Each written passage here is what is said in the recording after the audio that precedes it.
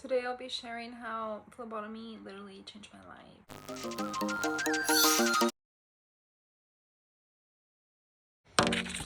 So I'm going to share how phlebotomy changed my life. I'm going to share 5 big ideas. Number 1 is get straight to it.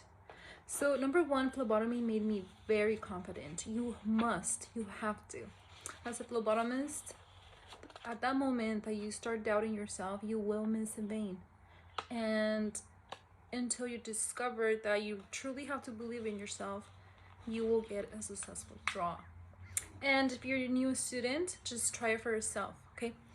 If you have 1% of doubt, that will ruin you. You have to be 100% sure of yourself. With that being said, phlebotomy definitely made me super confident because now I use that concept for the world, not just about phlebotomy. So whatever I want, I'll be confident and I will get it because that's what phlebotomy taught me. When I was a phlebotomy student, like my first day, I believe it was great, but the second day, it was very bad. I would miss. Okay, when you miss a draw, that means that you unsuccessfully poke a patient, meaning that you poke them and there's no blood coming out. So that day, it was my very first poke as morning rounds, and I let it get to me. It did mess me up because the next patient I missed and I felt even worse. So the third patient I missed. The fourth patient, basically the whole day was a disaster, meaning that I just couldn't get it until I got home and I really had a serious talk with myself, and I was like, what the heck is going on with yourself? I had to have a talk, that straight talk. And I decided the next day to feel confident, and I'm gonna do it, and I'm gonna get it done, and I'm gonna get it on the first try. Because there is a rule, you have 2 pokes, but that's when you're already a professional phlebotomist. When you're a student, they only let you draw once when you're doing your hours. At least that's what I've had experienced. So if they let you try once, if you don't get it, then the phlebotomist will take over. That way they can move on, okay? You don't want to torture the patients. Of course not. After I had that serious talk to myself, I saw the big change, and I saw and felt the power of self-confidence. And I'm telling you, the next day, I didn't recognize myself. I did get those draws, and it was just the best feeling because I finally believed in myself. Phlebotomy, this is number 2. Phlebotomy taught me that anything is possible, and simply because I mastered something very difficult. Okay, I knew phlebotomy was going to be hard. It scared the heck out of me, especially when I had to order for a baby. When I had to draw a baby, I would automatically panic. I would have like a panic attack, but I stayed professional somehow, and I would just pretend that I was fine, and I would just volunteer to go get that baby because I knew that the sooner I would learn, the sooner I grab something very difficult, as soon as my hands are on something very difficult and I keep doing it until I master it and create something difficult to easy, that was my goal. I wanted it to be a pro phlebotomist. I wanted it so bad. I was so encouraged to try and to master it the fastest way possible. And the only way to do that is to volunteer. Let me tell you the reason why a lot of facilities do not hire new phlebotomists. Okay, number 1 reason is because they're not that brave. Okay, what I mean is that they are scared and they don't even try sometimes.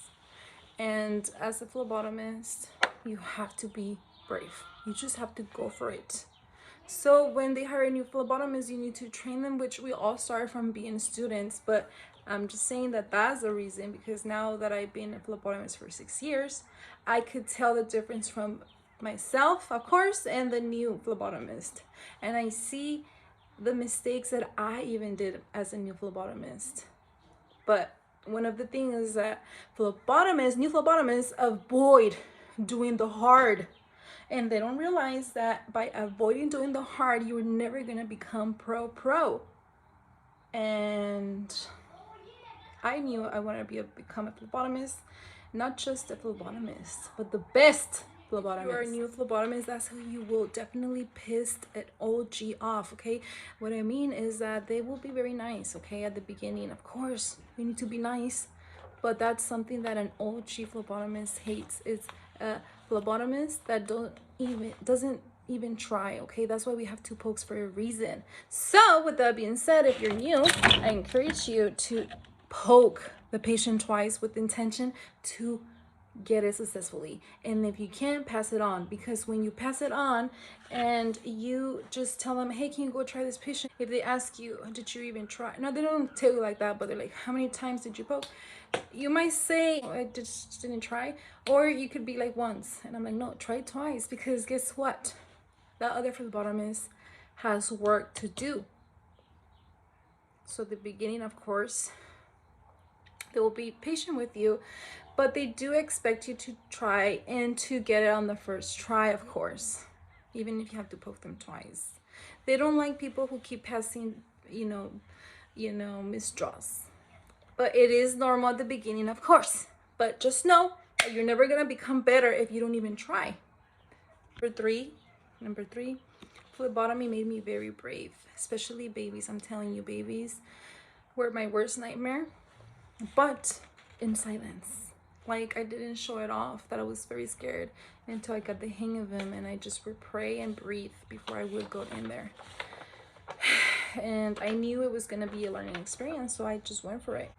With phlebotomy, I discovered that I could definitely accomplish my dreams overall, because I can make a big list of people that didn't believe in me, but I believe in myself and I could see the results, and it's just wonderful. So you better believe in yourself, and just know that there will be people or circumstances or situations where people might discourage you, but you need to recognize that and say heck no, because you know your goal, and when you close your eyes, you see where you're gonna go, and that's all it matters. Number 5, for me, phlebotomy was a very huge goal, like reaching for a star. And once I reached it, I discovered that you could reach for even more. So if you want to become a phlebotomist, you will. And I'm telling you, once you reach it, you would know how powerful you are, and you would realize that you could do even more. Just know that when I was a new phlebotomist, I thought I was insane for choosing this career, because I seriously didn't know what I got myself into. Okay, the first months it was very tough, but it's all normal. You just need to be patient with yourself. You need to just try your best, okay? And by the way, I've been a phlebotomist for 6 years, and there's always room to grow and room to learn. I always keep an open mind, and even if I already know something, and if someone is already explaining something that I already know, I just let them explain it all over again, because you can never go wrong with refreshing your memory and be open to learn. And I am excited for you guys. If you're still here, let me share the title of the next video. So this is it. If I started all over again, I would do this. So if I was a new phlebotomist, I would do this. That's the title, and I'm excited for you guys to watch it. So stay tuned and turn on your notifications, just because that way you can know when I post. Because I will see you tomorrow, but you don't know what time. So that way you turn on the notification, that way so you can receive the notification.